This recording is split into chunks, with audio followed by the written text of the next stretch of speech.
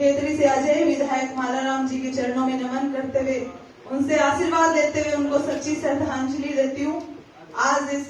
श्रद्धांजलि सभा में पुष्पांजलि के कार्यक्रम में उपस्थित हमारे आदरणीय चेयरमैन जी लीलाधर जी सैनी साहब,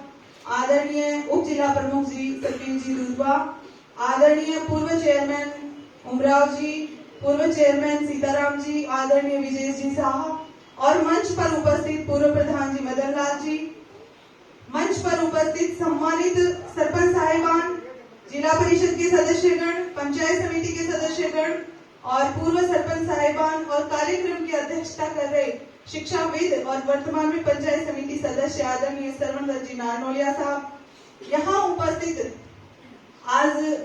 एक जन यहाँ उपस्थित है, वो कम से कम 100 200 लोगों की का प्रतिनिधित्व करते हुए यहाँ आए हैं। मैं तहे दिल से प्रधान मनीषा आपके तहे दिल से आपके चरणों में वंदन करती है, नमन करती है और यहाँ उपस्थित हर एक जन का अभिनंदन करते हुए मैं धन्यवाद देती हूँ कि आपने सिर्फ और सिर्फ एक फोन कॉल पर आज हम लोगों ने एक छोटा सा प्रयास किया, लेकिन आप लोगों ने बराबर इस प्रोग्राम को सार्थक बनाने में अपनी अहम भागीदारी निभाई। मैं तहे दिल से आपको सही मायनों में नमन करती हूँ, प्रणाम करती हूँ। आज आप यहाँ उपस्थित होकर अभी विभिन्न बातें हम मेरे सामने आई, मुझे भी पीड़ा हुई इस बात की जो समस्याएं हो रही हैं अभी बैठने में भी, और जो आपने मूर्ति की बातें कही, मूर्ति कभी भी लगाई जा सकती थी, लेकिन कहते हैं किसी भी चीजों का एक वक्त सही वक्त होता है, सही समय होता है। शायद जब तक जन जन की आवाज ना उठे, जन जन की आवाज ना उठे, तब तक शायद ये मूर्ति लगना भी नहीं चाहती थी, क्योंकि मूर्ति लगाने में तो आज से पहले जब पापा जी विधायक बने थे जब भी लग सकती थी, मैं प्रधान बनी पिछली बार भी लग सकती थी, लेकिन हम सब चाहते थे कि उस मूर्ति के साथ हर जन की भावना जुड़े और आप लोगों की भावनाएं आज निकल कर आई है। तो मैं आपसे वादा करती हूँ कि अगला जो प्रोग्राम होगा बड़ा भव्य होगा और इनको हम खुले आसमान के नीचे एक बहुत बड़ी सभा के रूप में सच्ची श्रद्धांजलि आज आप लोगों को जो भी समस्याएं हुई है मैं उसके लिए खेद चाहती हूँ और इस प्रतिमा के सामने एक वचन देती हूँ आप लोगों को कि उनकी पोती होने के नाते मेरा पूरा प्रयास यही रहेगा कि मैं आप लोगों की सेवा में निरंतर रहूं। मैं प्रधान बनी, वो मेरे लिए एक इत्तेफाक था पिछली बार, क्योंकि राजनीति में कोई ये नहीं था कि पीढ़ी दर पीढ़ी मुझे राजनीति में आना था।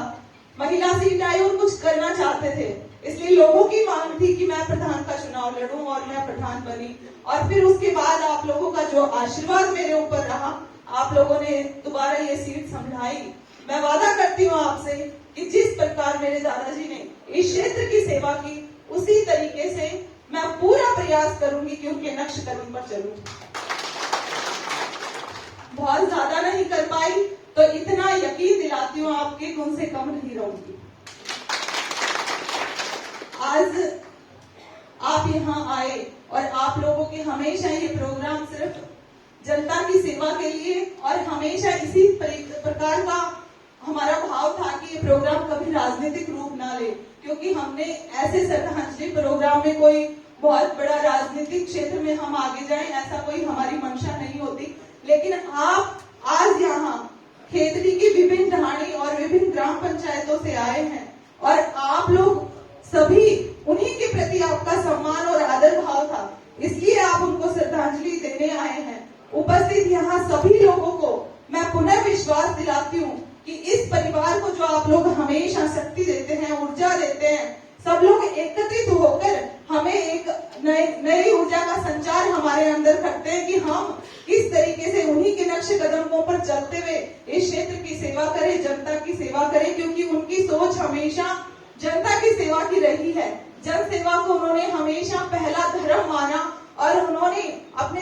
20 साल के कार्यकाल में वो 4 बार विधायक बने, कभी राजनीति को अपने ऊपर हावी नहीं होने दिया। उसी बात को मैं अपने ऊपर भी लागू करके यही कहना चाहूंगी कि राजनीति को मैं अपने जीवन में कभी राजनीतिक महत्वाकांक्षाओं को अपने जीवन में कभी हावी नहीं होने दूंगी और निरंतर सिर्फ एक ही भाव है कि सब लोगों के साथ मिलकर चले, सबके साथ गांव का विकास करे, ढाणी का विकास करे। मेरे यहाँ युवा भाई मौजूद है, मैं उन लोगों को बहुत बहुत धन्यवाद धन्यवाद देना चाहती हूँ कि कल से वो सोशल मीडिया के माध्यम से भी आप लोगों तक अपना समाचार, अपना मैसेज पहुंचा रहे थे मेरे बिना कहे। मैं उन लोगों को धन्यवाद इस बात का भी देना चाहती हूँ कि हमेशा उन्होंने अच्छा करने को और अच्छा लिखने का प्रयत्न किया। और एक बात, और युवा भाइयों को यहाँ आए हैं जो कि श्रद्धांजलि सभा है और हम एक कुछ सीख कर यहाँ से जाएं, इसलिए एक मैसेज और देना चाहती हूँ कि राजनीति में चाहे कोई कुछ भी लिखे, कोई कुछ भी कहे, लेकिन आपको हमेशा अपने कदमों को सही दिशा की तरफ ले जाना है,